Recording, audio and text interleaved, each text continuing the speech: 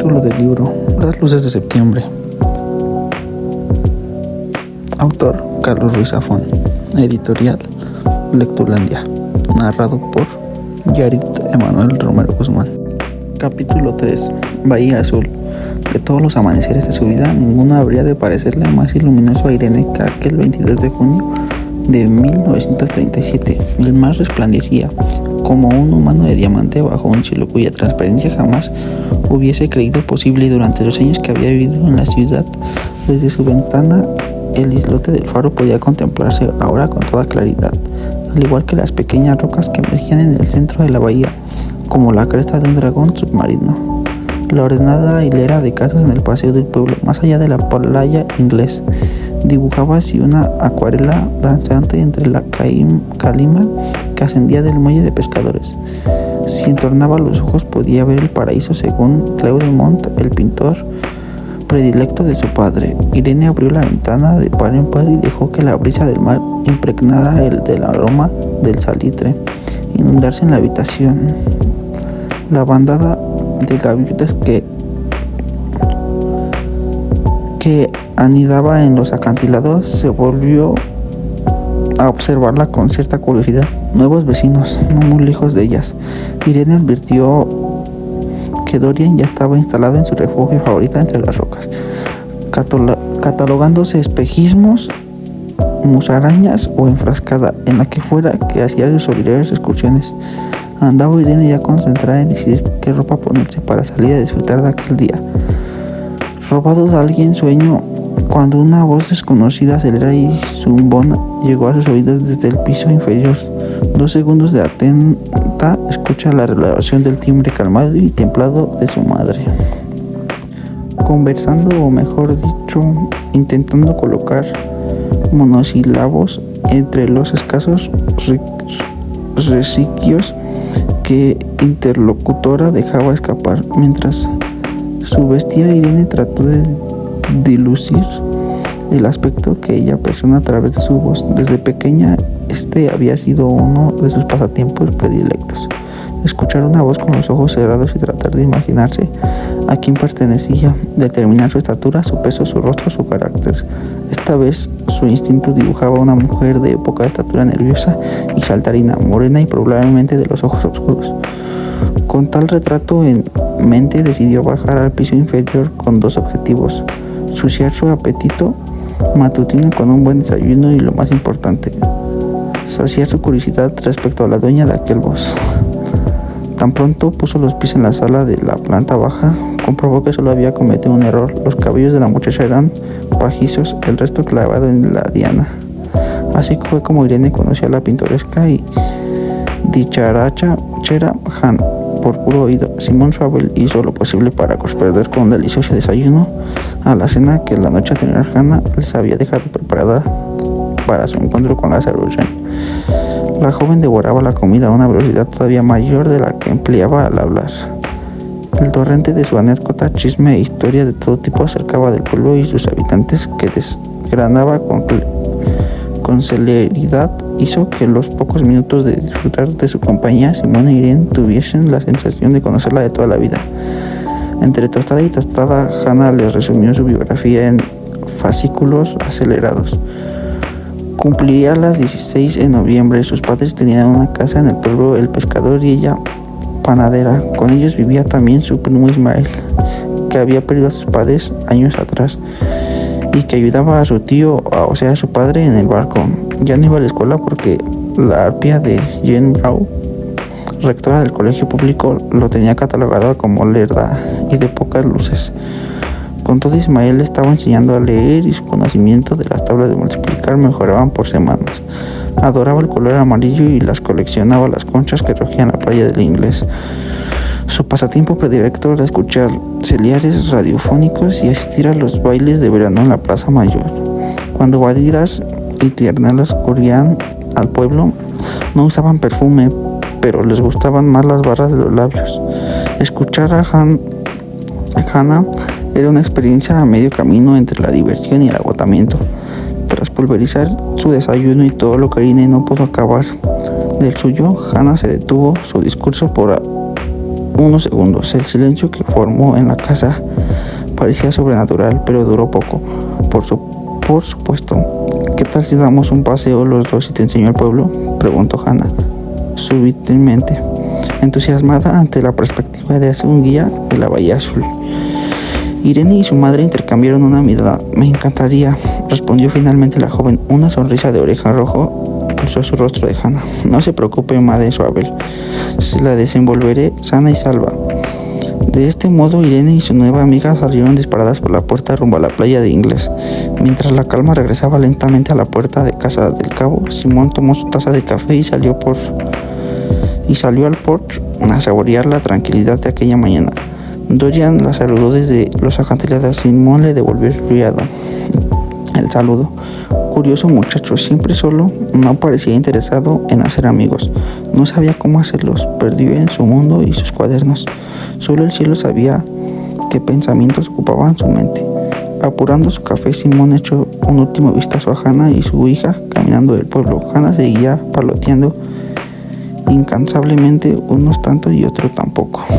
La educación de la familia Suabel en los misterios y las sutilezas de la vida en un pequeño pueblo costero ocupó la mayor parte de aquel primer mes de julio en Bahía Azul. La primera fase del choque cultural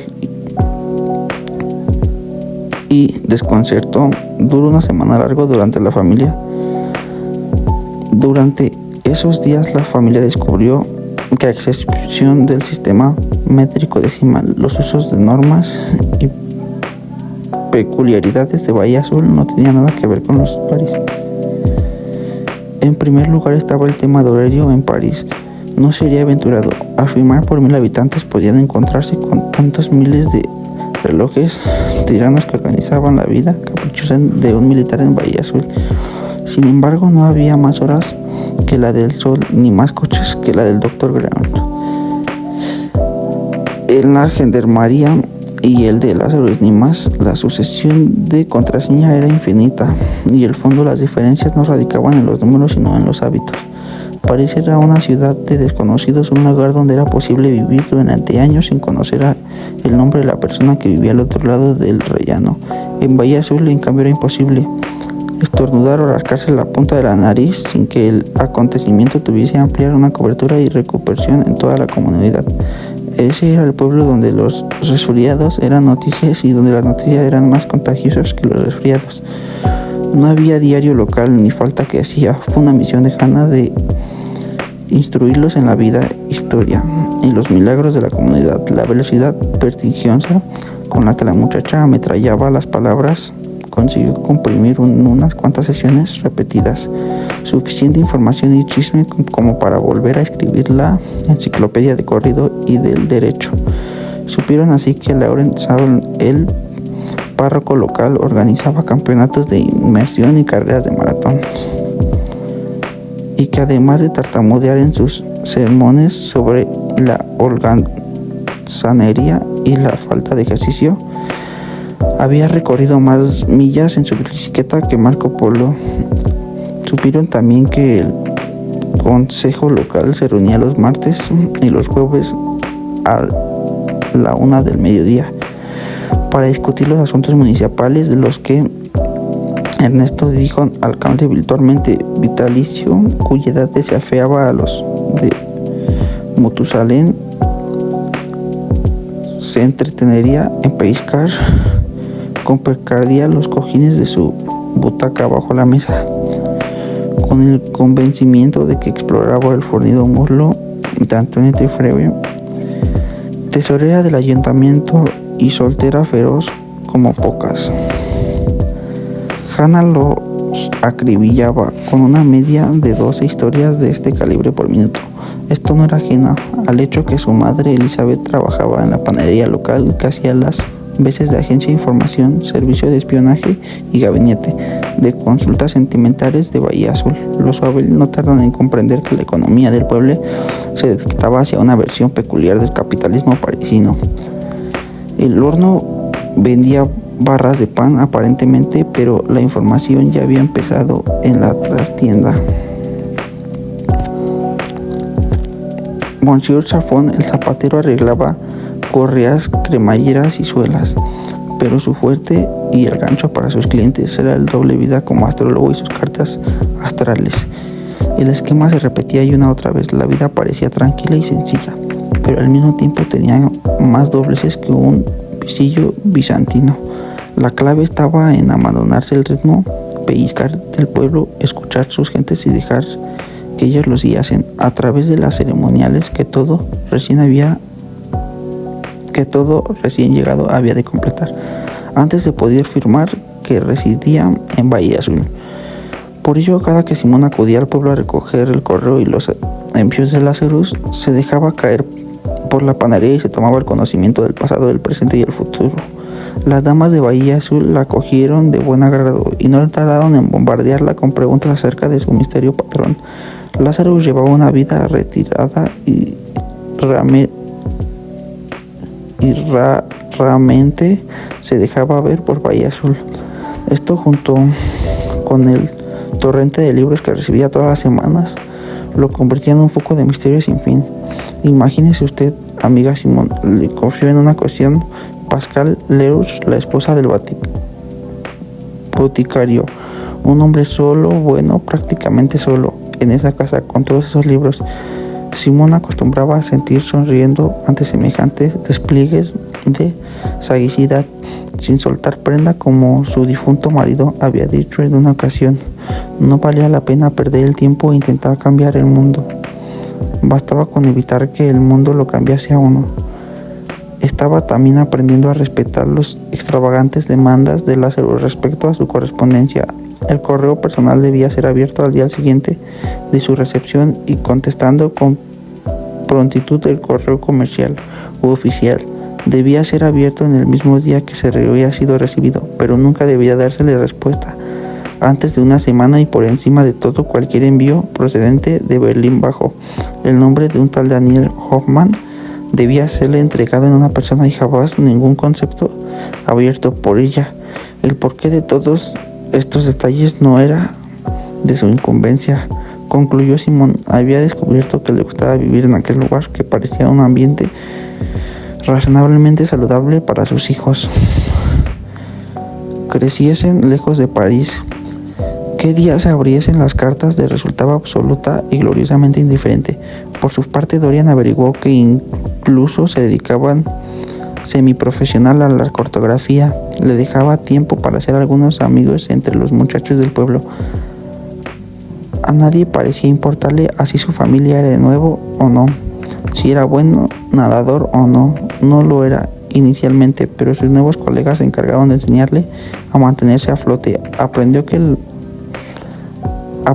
la petanca era una ocupación para cuidar rumbo a la jubilación y que el perseguir a las chicas era una tarea de quinceañeros petulantes y devorados por fiebre hormonales que atacaban el cutis sentido común a su edad. Aparentemente lo que hacía era corretear en bicicleta, fantasear y observar el mundo a la espera del mundo empezar a observarlo a uno, y los domingos por la tarde cine. Fue así como Dorian descubrió un nuevo amor inconfesable, a cuyo lado la cartografía palidecía como una ciencia de pergaminos apolillados. Greta grabó una criatura divina cuya mención en la mesa a la hora de comer bastaba para quitarle el apetito, pese a que en el fondo era una anciana de 30 años. Mientras Dorian se debatía en la duda de si su fascinación por una mujer al borde de su vejez podía presentar visos de perversidad, Irene era quien más que ninguno de ellos podía recibir el impacto frontal de Hannah en toda su envergadura. La lista de jóvenes sin compromiso y compañía deseable estaba en el orden del día. La idea de Hannah era que si pasados 15 días en el pueblo Irene no empezaba a coquetear con uno de ellos lánguidamente, los muchachos comenzarían a tomarla por un bicho raro.